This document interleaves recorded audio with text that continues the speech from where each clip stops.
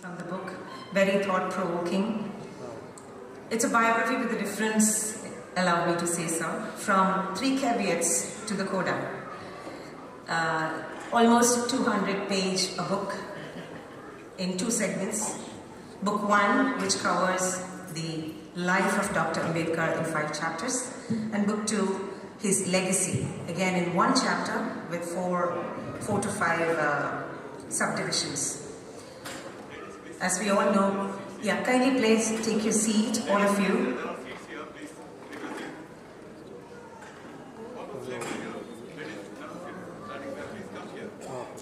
Dalits in identity, as Dr. Tharoor says in the book, in the fractured Hindu society.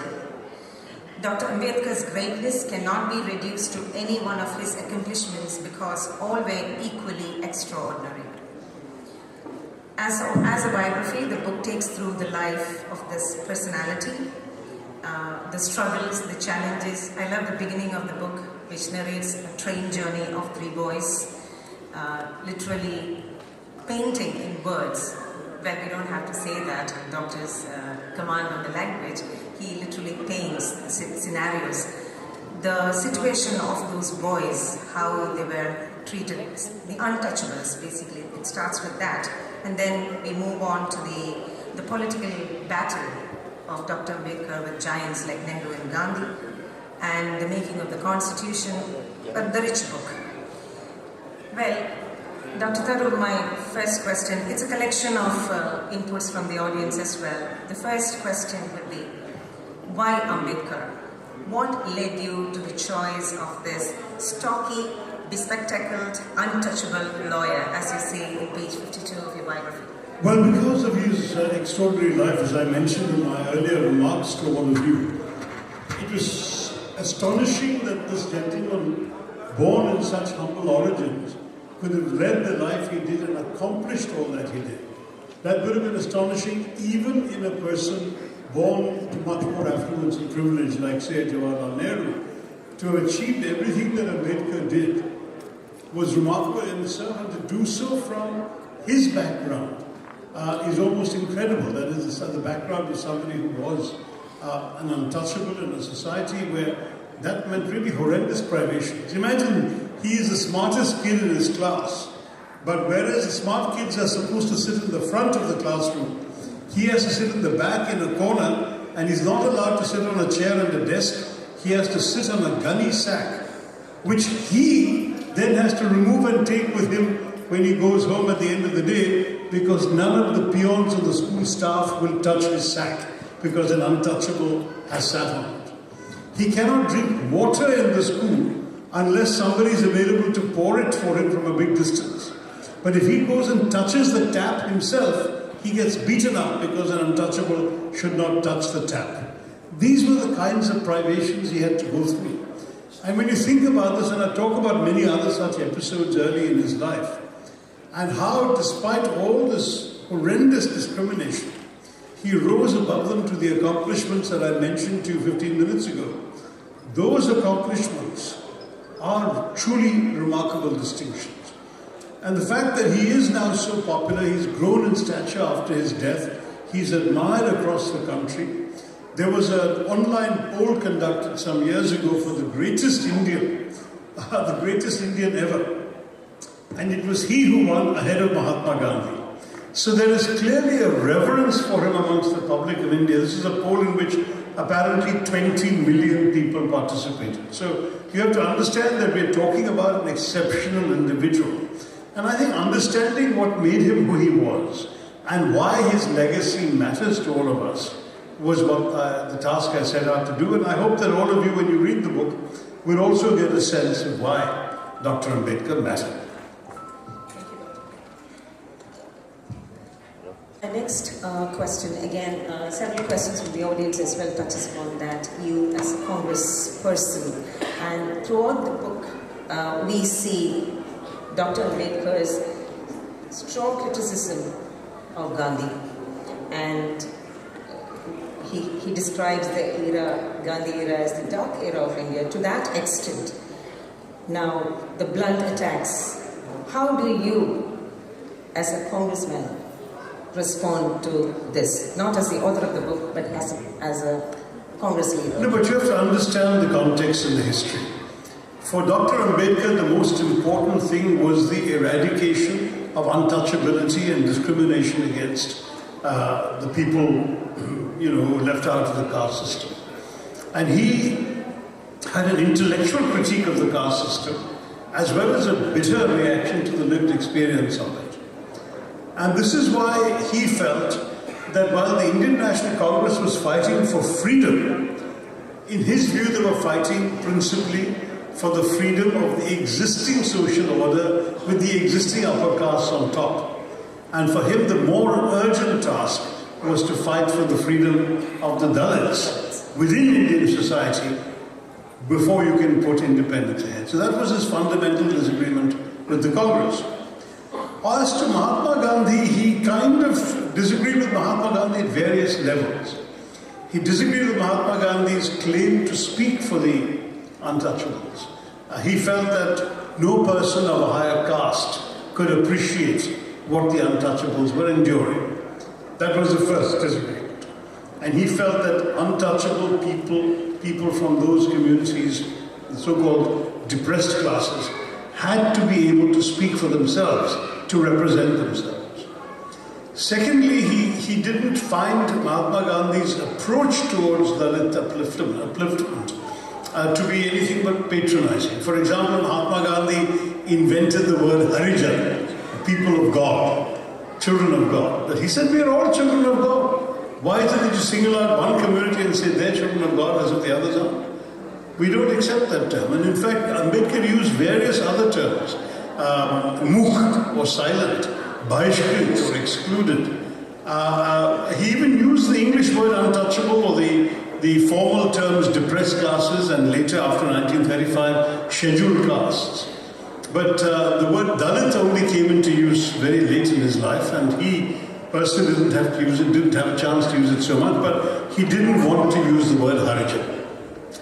Then there was this disagreement about fundamental issues of political philosophy, whereas Gandhiji, for example, believed in an India of self-governing village republics. Ambedkar considered the villages to be dens of iniquity and sinks of ignorance and prejudice. So he wanted to override the prejudices of the villages by urbanizing India, and he had a much more top-down approach. He wouldn't agree with Mahatma Gandhi on that. So there were example after example. Gandhiji's approach and Ambedkar's approach were completely opposed to each other. I think part of the greatness of the Indian national movement in the 20th century was that it incorporated all of these diverse points of view, and that everyone was able to come together in making the India that we know today. Yet another point, this is to all the women out there. An interesting point which I came across is the feminist that Ambedkar was, where he says about his wife and a husband being equal in all aspects. And even before that, somewhere he speaks, in the same context he speaks, one should not be a slave to the other. And also he's telling about how marriage is a liability and urging parents to be wary of getting your girl children educated and before getting them into a marriage, etc., which is like, do you look at it as a foretelling of things? He was probably one of India's first male feminists. Yes. In terms of his approach. If you read speeches he made in the 1930s and 1940s about and to women, he really spoke with a very progressive mindset that even today would be considered fairly advanced, such as the example that Raji gave. He would tell women, don't let your parents force you to get married too early. Study, create your own independence. And do not have to be in an unequal relationship in a marriage. You are equal to the husband, stand up for your rights. Bring up your children to be aware of their rights. Even in his own work as a politician, as a legislator, for example, he fought hard for women's rights, for equal wages for women. In fact, he even tried to introduce a bill that would permit birth control for women. It was shot down by the conservatives who felt that they would promote immorality. But Dr. Ambedkar, knowing that his own mother had died after giving birth to 14 children. He felt that this was a torture. He even said that if any man had to go through what women go through to produce a child, no man would agree to have more than one child. That was Ambedkar's own observation. So he was a tremendously progressive intellect when it came to the rights of women and the needs of women. I must say that a lot of us today, a lot of men today, could learn from what he talked about and what he believed. Those were some of the best parts of the book, which I felt personally, and I'm sure the women out there would agree with me. So do the men. Please do get a copy of the book and read it. It's really interesting. And the sea of references towards the end of the book shows that shows the vast amount of research that went into the book. And you must have picked it from different, of course you've written that. Throughout the book, which I felt, this is my personal observation, Ambedkar sounds a very difficult personality. Being apart, as you put it there, and also his incident with Dilip Kumar, and also the tough arguments with Gandhi and the odds with Nehru. What is your observation? Because you describe it as determination, a man of determination. No, he still was a difficult man, I think there's no doubt about that. But you can argue that he became a difficult man because of his experiences. That somebody who had suffered so much of discrimination and torment, who had to fight for even the most basic things. Imagine having to fight for a glass of water. You come back from having got a PhD in Columbia University and an advanced degree in London and being a lawyer there, and you come to India and no one will rent you a house to stay. And you spend a night in a park with all your belongings scattered around you weeping because you've been thrown out when they discover you're untouchable. I mean, these kinds of experiences would be enough to make anybody bitter. Gandhiji himself said that one should understand Dr. Ambedkar's beliefs is the fact that he doesn't want to break our heads, we should be grateful for. It shows that he has enough self-restraint to not break our heads. That was Gandhiji's comment. So we have to understand that given all of that, the fact that he was a bit short-tempered, that he didn't suffer fools gladly and so on, is much more understandable. But if you crossed him or came on the wrong side of him, it wasn't very easy or very pleasant, definitely, because fighters can also be difficult. And certainly it was quite testy with people. Raji mentioned how he met the actor Dilip Kumar, who wanted to make a donation to a couple of colleges that Ambedkar was founding in Aurangabad. And Ambedkar was not interested in getting any money from an actor. He was India's #1 matinee idol.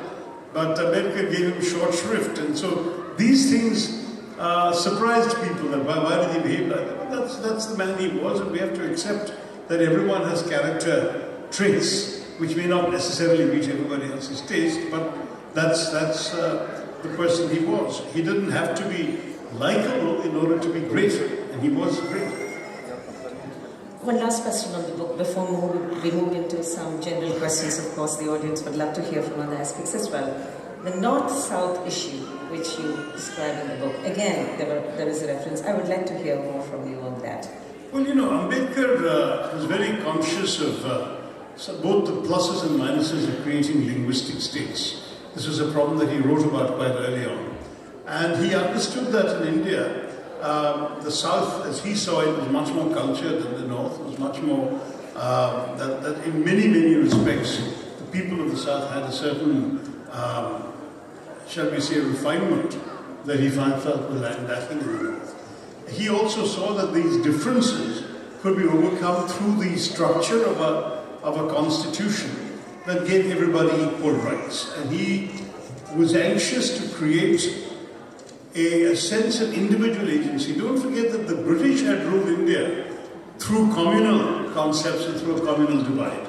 That is, that they would essentially see Indians according to their community first, whether it was their religion. They would see Muslims as Muslims and Hindus as Hindus, whether according to their castes, according to their tribes. They used to dismiss entire groups of people as criminal tribes. They classified entire people as martial races. They saw people as collectivities and not as individual human beings. Ambedkar in the Constitution went out of his way to empower the individual. It was the individual Indian citizen who won agency. And that was a very important contribution he made. Another very major contribution he brought about was this question of fraternity. He talked about liberty, equality and fraternity. But though the phrase is familiar to us from the French Revolution, and for him too, I'm sure, he wanted to situate those values in ancient Indian practices, and he saw them as virtues emerging from Buddhism and the Buddhist way of living. And fraternity became a very important concept that he brought into the Constitution. But he did say that his big worry was that our democracy was going to be a top dressing on a soil which is essentially undemocratic. The top dressing is the system of the Constitution and the state. The soil is Indian society, which as a victim of discrimination, he felt was inherently undemocratic. And it was very important to him that we should try and transform society as well, and not just make other kinds of gestures. He quarreled with the Nehru government on the question of the Hindu Code Bill, for example, which was not adopted in his time. It came finally in 1956, ironically the year of Ambedkar's death. But he was impatient for social change, because that for him was the most important yardstick to determine how India had progressed and how India would move on.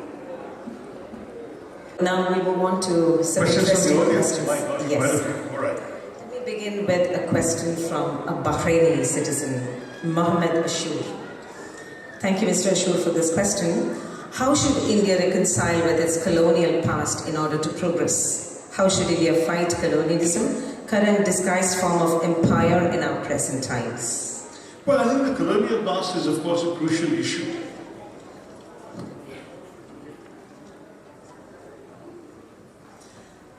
The colonial past is a genuine issue because, in fact, even though it's now been 75 years since we were freed, the stamp of colonialism has changed very many things about our society, about our economy, and inevitably about our politics. So I've written a totally different book on the subject, An Era of Darkness, which was published in the UK called under the title Inglorious Empire.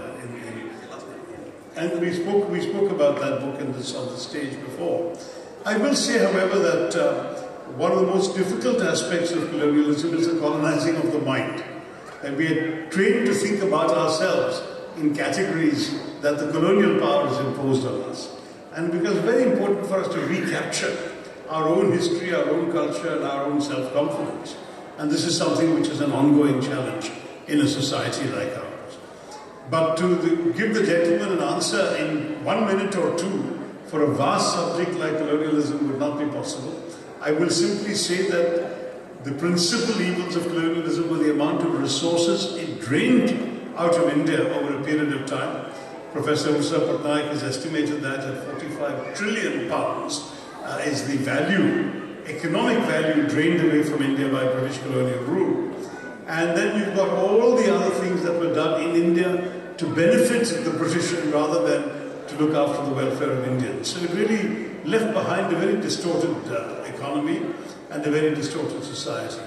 They also managed to, in order to facilitate their rule, they managed to actually ossify certain practices.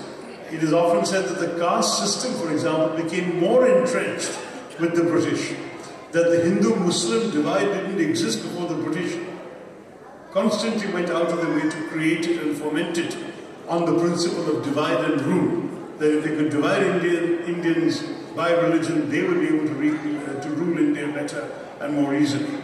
And so on and so forth. These are all legacies we're still fighting to overcome.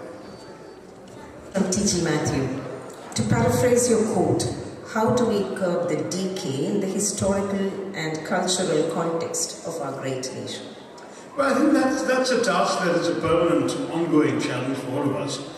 It's happening, to some degree it's happening with each government of India, whether it's the government that I was part of or the government of today. They're all trying to restore, revive, rebuild, create new institutions, build new infrastructure. The dramatic use of technology, the so-called Indian tech stack and so on, is a way of actually enhancing inclusion in India. I would say that yes, there is a lot of decay around in institutions and buildings and dilapidated infrastructure and so on, but we're now grappling with that and overcoming it. It's an ongoing challenge, nothing will happen overnight, but people are working on it, governments are working on it, politicians are making. And every time a politician promises you something, make sure you hold them to that promise, and then we will overcome our decay. Will you write a sequel to your great Indian novel? Go on. That's a question, sir.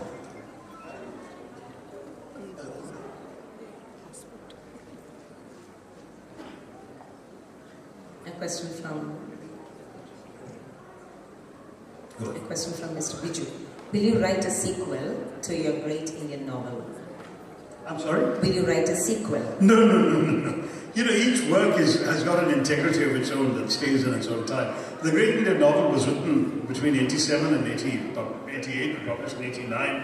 It's a book about where I took the stories and legends and philosophies of the Mahabharata and I applied them in a satirical way to the political history of 20th century India up to that time. So it was basically the nationalist movement, independence, and the first decades after independence, including the emergency and so on. That was a culmination of the novel. And it was a lot of fun to write. It was also my first novel, so I had no idea if I'd pull it off. I put everything into it, to throw in the kitchen sink, as it were, into the telling of the story. The Mahabharata itself is a compendium of so many stories, so many retellings. And the book, the Great Indian Novel, has something of that character as well. Lots and lots of stories, digressions, incidents, poems, jokes, all sorts of things are all in it. And I hope you will enjoy it as it was written at that time. But there should be no sequel because each work has a certain integrity of its own. It stands for itself. And I'm proud, it's like you produce a child. You let the child go out in the world on its own. You can have other children, but you can't try and repeat that child again. A question from Amit Bansal. The literature from India is in two categories, English language and local language. The one in local language is closer to the culture and the soil than the other, but it is in the latter which gets more popular due to a colonial hangover. And so how do we make local language literature more popular and more recognized on its merits? It's happening, Mr. Bansal. He's a writer, I see. Good to see you. It's happening because of the excellent improvements in quality of translation. What is happening now is that you're seeing a lot of books in Indian languages being translated and therefore getting more accessible. In the old days, a book written in Hindi could only be read and appreciated by people who read Hindi, same with Bengali, Gujarati, Malayalam, and so on and so forth. Today, because they're being read more and more in translation, they've acquired a national and then an international stature. Now you can find very fine Hindi novelists, Bengali novelists, Kannada novelists, Malayalam novelists, available in French, in German, in Spanish, because now, thanks to translations, they have become more accessible. So I think the era in which only the Indo-Anglian novel, the literature written in English about India, only that was getting worldwide attention, that era is now over. And you saw recently the International Booker Prize going to Gitanjali Shri, who writes in Hindi. So there is now a much greater recognition for Indian writing in Indian languages, and I think that's how it should be. I'm proud to say when I was first translated into French more than 30 years ago, I said to my French publishers, I'm very glad you've done this translation, but why don't you do translations from Indian languages also? Once the reader is reading in French, how does it matter to them if the original is in English or the original is in Kannada? The truth is, or in Malayalam. The truth is, it's still a novel about India, and that's what they want to know about. So they said, well, find us translators. And so wherever I knew people with those language backgrounds who were in France, I would introduce them and say, why don't you try your hand at translation? It'll give you an income and it'll give these writers some recognition. And that's what it worked out. Today it's a thriving industry in every language. A question from Shama. For others it's yoga, and still for others it's tons of sleep. What makes your clock tick? How do you read, write books, give speeches, and be a politician? All with a smile and a flick of your hair. There you go. I wish I had the patience for any of those activities. I'm really a bit of a sloth. But I guess what I have is a certain level of self-belief. I'm driven by God knows what it is that makes me keep these impossible hours and undertake the impossible schedule I take and still stay awake and write and not sleep enough and all of that. But I can't say that I can't say that I claim any special privilege for it. We are all the way that we are meant to be. And I think that if you are much more comfortable sitting, putting your feet up and watching television all day, maybe that's the way you were made. I happen to be made in this way. I won't claim any particular credit for it. A young parent, Kiran, has a question, who is a parent of 3.5-year-old daughter. What advice would you give to, about reading, I believe, reading, knowledge and diction like yours? On that note, Dr. Shashi Tharoor, I would want to ask you, the diction, your diction is of great interest to people. Of late, there was a social media flick where you typed the spelling of authentic wrong. And there were more than the comment, more than the quote or the post of yours, people picked on that spelling. They went on saying like, we checked the dictionary, that is a new word. Yeah, I'm a very clumsy typist on the phone, and because my fingers are too fat for the phone keyboards, I often make spelling mistakes. Usually I catch them and correct them, and sometimes I don't when I'm in a hurry. Have you ever felt this is a burden on you? It is sometimes a bit of a burden. I mean, the truth is that other people can make typing mistakes and people just guess what they are. When I make a typing mistake, people think, is this a word we should know? And some of them are really obviously typing mistakes, but anyway, that's all it was, nothing more serious. Kiran asked, what did your parents do to you to get this diction? No, I mean, look, I happen to be blessed with a good ear in the sense that this is the English we were taught to speak. I went to school in Bombay with teachers who spoke like this and who expected us to speak like them. And it so happens that as I said, I picked up the language. It may help that because my father was in a transferable job and was moving from city to city, we grew up with English as the principal language everywhere. Whereas other Indians, having an Indian language as their principal language and English as a second language, naturally the Indian language inflects their English. And so the Indian pronunciations and so on, whether it's, I mean, there's often a joke when people explain that why Peter Sellers is not funny to an Indian is because what his accent sounds like a Welsh accent, not an Indian accent. Because an Indian English accent has to have either a Punjabi tone or a Malayali tone or a Bengali tone. Each of those Indian language speakers has a different kind of Indian accent. And those of us who manage to avoid an Indian language imposing itself upon our English, we speak like this. And I'm certainly not the only one. Both in the school I went to, the schools I went to, and subsequently in college, there were many others. But I also went to a school where there were things like elocution contests where people who spoke clearly won the prizes. There were debates and so on, but again, speaking was highly prized. I also was enrolled in drama classes with Pearl Padamsee, the famous theatre personality and film actress. And Pearl, I was one of her first students and she taught me. So all of these things also influence the way I speak, and I'm not going to pretend otherwise. But I think I'm proud to say that when I speak French, I also have no particular accent, and when I speak Malayalam, I insist I don't have a particularly definable accent. It's a question of how you manage to pick up the language as you hear it spoken.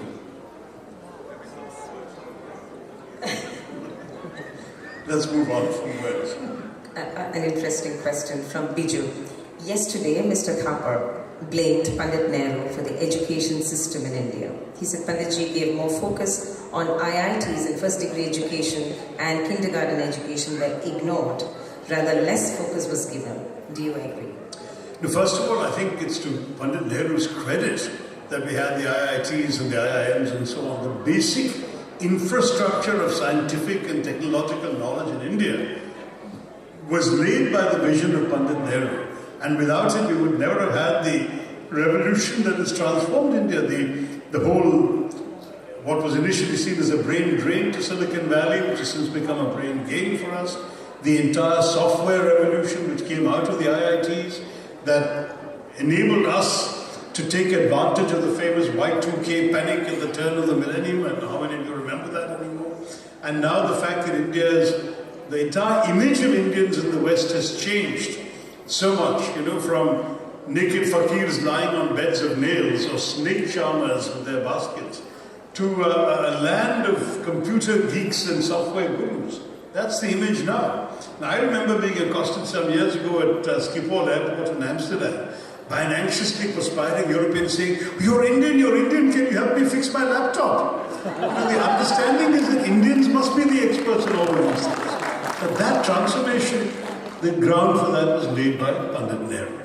At the same time, you could argue that basic education, particularly in the villages, particularly in mother tongues and local languages, was not given the same amount of resources and the same amount of emphasis. That is true, but you can also ask what kind of resources did we have in India in those days that you could actually spend everything you wanted to on everything. I agree that we could have made more emphasis on basic literacy, basic education, and primary education. But given that we had limited resources to allocate, the fact that we laid such an excellent groundwork at the top has stayed India in good stead and made a lot of today's development possible. Mr. Kumar Kapoor, how important is proper and correct implementation of a project or a system? Your comments on population control by Sanjay Gandhi, demonstration by Modi, GST by Modi, what difference it would have in development of Bharat Mata? It's a combination. No, I think it's the basic question of how important is implementation. Obviously, it is most important. Anyone can have ideas, and in fact, too often in our country, there is an assumption that politics is about sloganeering and dharnas and so on. I beg to differ. I mean, the actual implementation of anything is what delivers. I mean, we already had the example that Radhakrishnan Pillai mentioned of your evacuation planes. You have the great idea of the plane, you have the people with big hearts who raise the money, you have the people ready, everything, somebody who's volunteered, drawn up the list and all of that. But unless somebody follows up at each stage, chases the officials, gets the permissions, make sure that there's permission to clear these people to board, make sure there's permission to take off, make sure there's permission to land. If you don't touch all of those nuts and bolts, it won't happen. When I became MP for Thiruvananthapuram, there was a project that I learned about. With tears in their eyes, people were telling me that stones had been laid in their land 40 years earlier for a highway bypass. And that if nothing had ever happened, their land became useless. No one would buy the land because the government markers were there. It was going to be acquired for this new highway. So they came to me and said, either please get the project cancelled or get it implemented. But for 40 years, our lives have been on hold. And so I went off and I successively saw ministers of the government, 3 different ministers. I saw the officials of the National Highway Authority of India. I had to persistently work patiently. At every stage of the process, there were whips to be cracked, things to be done. Notifications had to be issued, then they had to be implemented within a certain time, otherwise they would lapse. This project had lapsed 3 times already in those 40 years.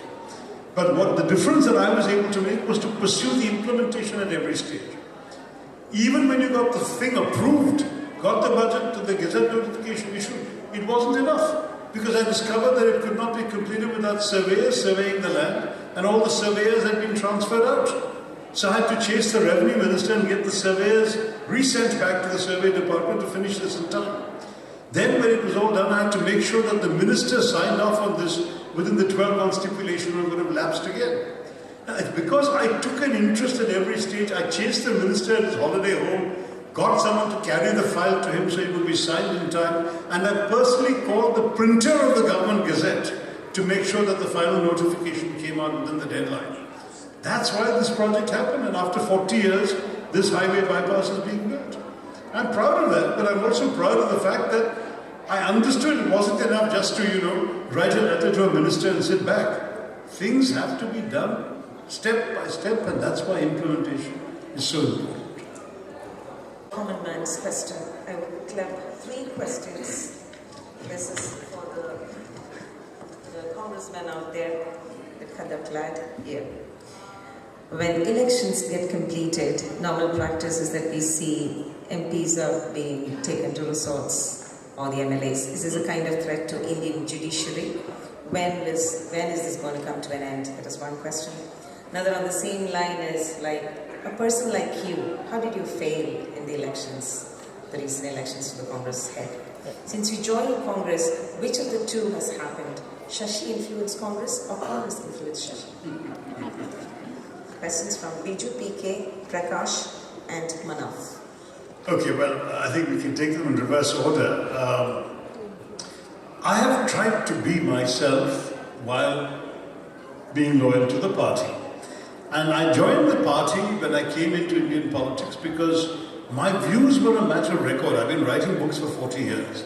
And so people know what I stand for, my vision of India, my vision of India's pluralism and diversity, the need for coexistence of people of different backgrounds, religions, and so on. All of that is essentially what I believe in. And I found that the Congress Party was the closest to my broad vision. Though I may not have agreed with the Congress on every single thing, on this broad understanding of India and my sort of liberal instincts, Congress seemed to be closest to me. But there are many things, obviously, in any party where the way the Congress functions, the people function, even within the question of the beliefs of the party, the broad ideologies there, but they stand on individual issues, on specific laws, on specific controversies. If you're a member of a party, you have to go along with something whether you fully agree with it or not. So I've stuck to my guns. Where I took a stand that I believed mattered because it was the right thing, I took a stand irrespective of party. One happened in my own constituency when the state government opposed the privatization of Thiruvananthapuram Airport, where the bid was won by the Adani Group. And I said, first of all, that you could have objected when the government listed Thiruvananthapuram amongst the 6 airports to be privatized. The Kerala government did not object at that time. Secondly, the Kerala government participated in the bid. And then having lost the bid to Adani, it then objected to the privatization and the award to Adani. I said, that is not correct. You can't go and play a sport. And after you've lost the sport, you can't complain about the game or the rules of the ground or whatever. If you participated, you accept the outcome. That's democracy. But the Kerala government then got all the opposition parties, including the Congress, to unanimously pass a resolution supporting the government stand that the privatization should be reversed. I said I disagree because I'm a member of Parliament for Thiruvananthapuram. The people of Trivandrum want a good international airport. They want progress. They don't want this to be mired in endless disputes about privatization. What has happened has happened. We have to move on and get a better airport. And I'm pleased to say that though at that time I was roundly attacked and criticized that who is he to oppose the stand taken by all the parties, at the end it is my view that has prevailed. They have all gone quiet and the airport is progressing and developing. So ultimately, to that degree, I think I've stayed the course with what I believed in. On this presidential election, I think it wasn't surprising perhaps that the establishment rallied around its own and that they supported their own. But I would like to think that the mere fact of having forced an election, the fact of having given the Congress workers a choice, the fact of having got the whole nation talking about the Congress, all of this has both influenced the Congress and helped the Congress. Because during those 3 weeks of the presidential election, I think there was more favourable coverage of the Congress party than in the preceding 8 years. So something good has come out of it. A question on media from Biju. Advertisement-funded media. Is that a problem with the media today? Will subscriber-funded media change things for better? It's a difficult one because media, in the old days, the expression was a free press. And a free press is free not only in terms of being free to write what they wanted, but it should also be, as far as possible, accessible to everyone. Now, if it becomes subscribers only, then only the affluent will be able to have access to authentic news and high-quality news. Already, right now, many newspapers, many websites have paywalls. And often that denies that, for example, to students who can't afford it, scholarship students, poorer families, or people who frankly just don't have the time to go and pull out their credit card every time they want to read an article. And I think that is a bit unfortunate. I personally would prefer to have sources of news being free and accessible. The old model was that it was advertising that paid for the news. So if the news was good, more people read it, then you could charge higher advertising rates because the advertisers could reach a larger number of people because the news was well presented. So the more popular newspapers charged higher advertising, and in the process the readers were found it free. Today that model is crumbling because, of course, once you're in the internet space, advertising is much less effective. It's much easier for you to skip ads and you can focus precisely on what you want to read and so on. And that's where this business of paying is coming in. I'm personally not so convinced that's good for the media. We need to wrap up soon, Yes. because I believe I have to head to the I asked airport. 3 questions. Are you or were you ever nervous while speaking in the parliament? Hemant Nambiar. Of course one is nervous. No, certainly on some issues. And particularly in Parliament, there's a certain sanctity to Parliament. Every word you say is recorded. A permanent record exists that, who knows, historians and students who are not yet born will one day be reading and studying. It should have a certain weight. I've always taken my speeches in Parliament very seriously. I don't believe in doing it lightly or off the cuff. I believe that what I say has to be weighed carefully, every idea, every thought, and every word also. So I'm very careful that I speak. People ask me often why I don't speak in Hindi in Parliament very often. I give Hindi sound bites outside Parliament to the media, but I don't want the risk of any mistake of gender or grammar or whatever coming into the permanent record, whereas when I speak in English, I'm pretty sure I know what I'm saying. You're a very busy person. How do you find time for such extensive reading and writing so many books with facts? Dr. Tajuddin. Well, I think the books need to be thoroughly researched and written, and ultimately a lot of my reading tends to be centered around book projects. I used to read a lot more for pleasure than I'm able to these days. Nowadays, pretty much the only reading I'm doing is directed towards material I need for a book I'm writing, or for something I'm doing, like reviewing a book for a publication. Very rarely can I just pick up a book because the cover attracts me, or the author attracts me, or the theme attracts me, just for the pleasure of reading. As it is, most of my reading now is on planes. Because when I'm sitting at my office desk, between the incessant stream of visitors and phone calls and meetings, there is really very little time to read. So it's often only on planes when you're not being disturbed. And nowadays with airlines like Emirates offering Wi-Fi, even that freedom is going to go. You'll have to do your emails also on the plane, I fear. But otherwise, that's when I read. And I'm afraid I don't read nearly as much as I would like to. Casey at a tremendous rate. Do you have enough resources and employment in the Casey? India's population is increasing, yes. But you know that as long as the economy grows, population can be an asset. That is, the more productive hands you have to keep your economy humming, your GDP also goes up. And it's not necessarily an asset unless you are unable to find meaningful employment for people, and they are then unable to generate resources to sustain themselves in the economy, and you have a very, very large underclass of poor, starving, malnourished people. That's a disaster. So it all depends on how well you manage it. We have been very critical of the present government because of unemployment. We've had the highest levels of unemployment ever recorded since numbers were kept. And we believe it's essential to both skill and train our young people to be able to take advantage of the opportunities that the 21st century offers, and to ensure that the economy grows in a way that provides employment opportunities for all of them. That remains the fundamental challenge. If we can do that, and there is a serious effort underway, of course, I'm not saying the government isn't trying. I don't believe they've done it well enough yet, but if it can be done and accomplished, then the actual growth in population may not be a liability. Already, there are some declines being noticed. Kerala, for example, if there had been a census, would probably have been the first state to show negative population growth since the previous census. Had there been a 21 census, which didn't happen because of COVID, Kerala would have dropped in population. By 31, we expect Andhra Pradesh will also drop in population. And you will see more and more of the northern states where at the moment fertility rates are very high, also gradually coming down.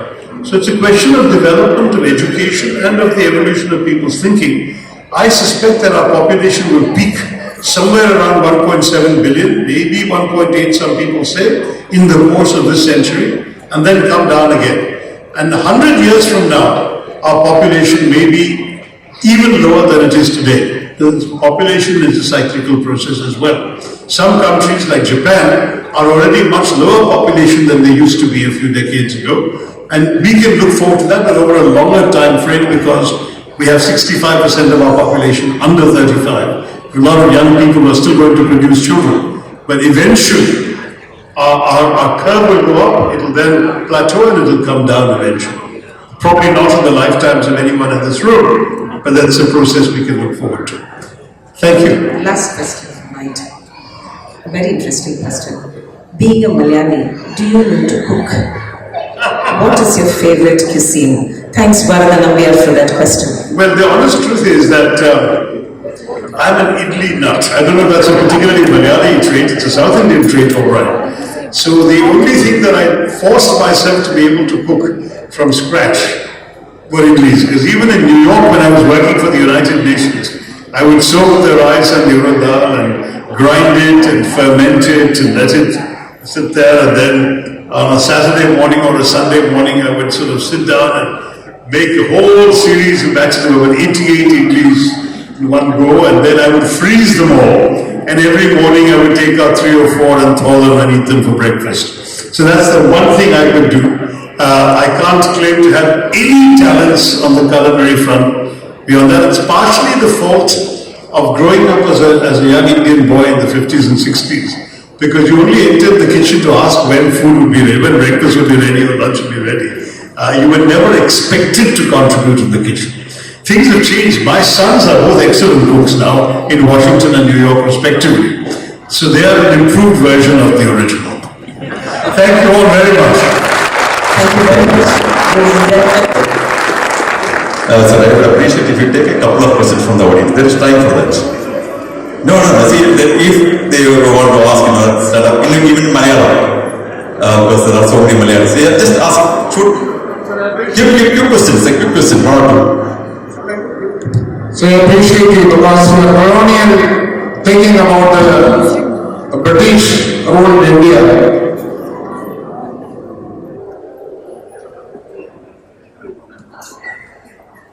So you are colonial. A local of British during their stay in India. Why can't we compare this? Adani is doing now as an investor. For example, building a project. It's a great concern for the people, those who are especially the fishermen folk. What is your opinion about that? May not be a repetition of the colonial thinking in a later stage. No, I mean, you can look at the rationale behind why successive Kerala governments wanted the seaport in Bahrain. It goes back to 1992 when then Minister M.V. Raghavan first proposed it. And subsequent governments, the Antony government, the Umar Chandy government, 2 or 3 successive communist governments, all tried to create a port in Bahrain. In the end, Mr. Adani won after a process of various tenders being disqualified and so on. So it was a fair bid. The reason we wanted that port is that we have some tremendous advantages in India. All the goods that are coming to India today are transshipped in containers. So the container ships have to dock in deep water ports, and then the containers are unloaded and put in smaller ships, which are then sent to India. Because in India there is no deep water port that can take the big container ships. So Colombo and Dubai and Singapore are profiting from goods being bought by Indians in India because they have the ports and we don't. That was the reason why we wanted to create a port. The other strategic reason is that Colombo has essentially come under Chinese control. The Chinese have not only developed much of Colombo port, but there's an entire new section of the port, an entire phase, which is totally developed by the Chinese, and Chinese naval submarines are calling in it. So 70% of Indian goods are going through a port under Chinese control. It's an unacceptable national security challenge for us. Bahrain is the only natural port in the country with 24 meters of undredged depth. It is only 8 nautical miles from the shipping sea lanes. So as a national interest question, the need was to have a port there. Plus, of course, we also hoped that building a port in Bahrain would help develop the surrounding area, that they would give local employment to people from the area, that at the same time, when ships came and docked there, crews getting off and so on, there'd be a lot of spin-off effect and lots of the local people would get benefits from this. So these were the logic for creating the port. Now the current agitation against the port is based on the theory that increasing coastal erosion has happened because of the construction of the port. This is not yet proven. The fact is, I am an MP for Thiruvananthapuram. From my first year as an MP in 2009, there have been cases of serious coastal erosion. Beaches have been disappearing. Houses have been toppling into the ocean. I have been raising the question of sea erosion in Parliament, not once but 6 times. I have even written to the Prime Minister saying if China took 2 inches of our land, the whole nation would be up and arms saying Bharat Mata ki Bhumi. But here Bharat Mata ki Bhumi is being taken away by tax from the sea. 64 square kilometers of my constituency has disappeared in the last 10 years into the sea. And yet no one is doing anything about it. So this is a genuine problem, whether it's caused by global warming, whether it's caused by other patterns, changes in tidal patterns in the seas, whether it's caused by human agency and human construction. These need to be established by studies. So I am 100% sympathizing with the people of Vizhinjam and the fishermen's community in particular about many of their demands.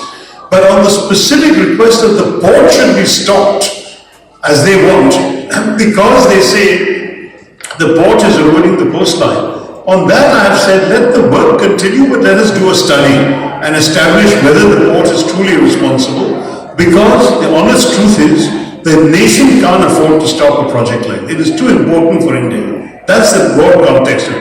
Whether Mr. Adani is doing it or somebody else is doing it is irrelevant to me. It is the nature of the thing. If Mr. Adani bid and won the bid, if somebody else had bid tomorrow or the Kerala government wants to do it themselves, the issue would be the same. Does building a port cause coastal erosion in the leeward and windward sides of the construction? That's the issue, and that requires expert judgment. But other countries have ports, they are prospering. Should Kerala be the only place where we don't have a port which could help the country?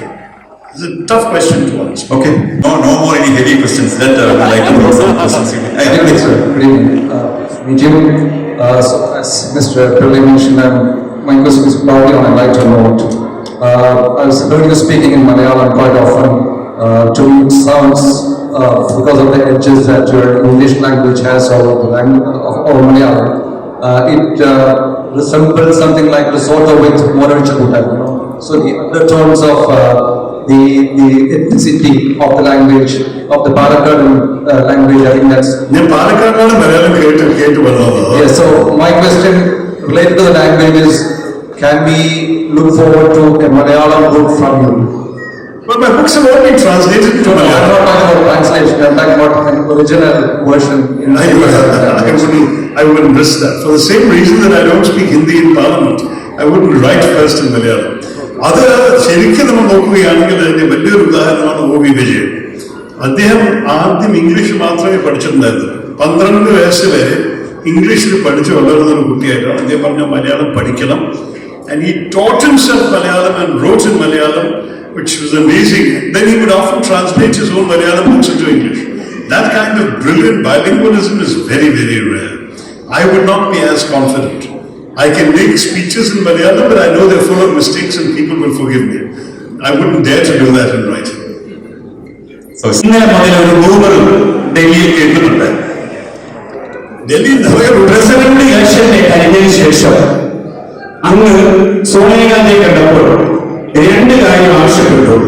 ഒന്ന്, steering കമ്മിറ്റിയിലേക്ക് എടുക്കരുത്, working കമ്മിറ്റിയിലേക്ക് ഞാൻ വരുന്നില്ല. അതുപോലെ തിരുവനന്തപുരത്ത് ഈ മത്സരിക്കുന്നില്ല. ഇതിൽ എന്തെങ്കിലും സത്യമുണ്ടോ? തീരെ സത്യമില്ല. രണ്ടും ഞാൻ പറഞ്ഞിട്ടുണ്ട്, രണ്ടും ആവേശിക്കും. തിരുവനന്തപുരത്തിന്റെ സാഹചര്യം എനിക്ക് നടിക വിശ്വാസം ഞാൻ എന്തിനാണ് ചതിക്കാൻ പോകുന്നത്?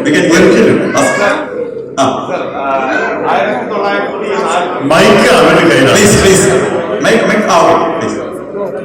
You are the master or ladies first? It's now 15 minutes later than I was supposed to be. I must. On a lighter note, now you've been writing for 40 years.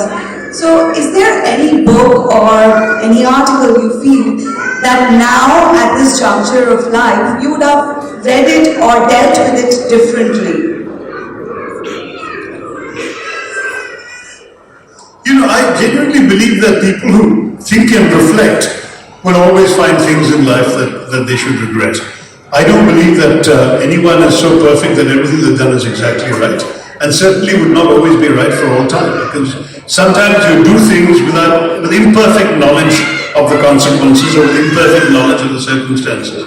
And 5 years later you may say, if I had only known that, I might have done differently. That's normal human behavior. I certainly don't think that anybody should claim to be so infallible, unless they're the Pope, that they would never actually change their minds. So yeah, I'm sure there'll be plenty of things that qualify. I don't want to sit here right now and think about what they are, but in principle, no problem at all. Mr. Anand Suraj is here in the audience. Anand Suraj, please come on the stage.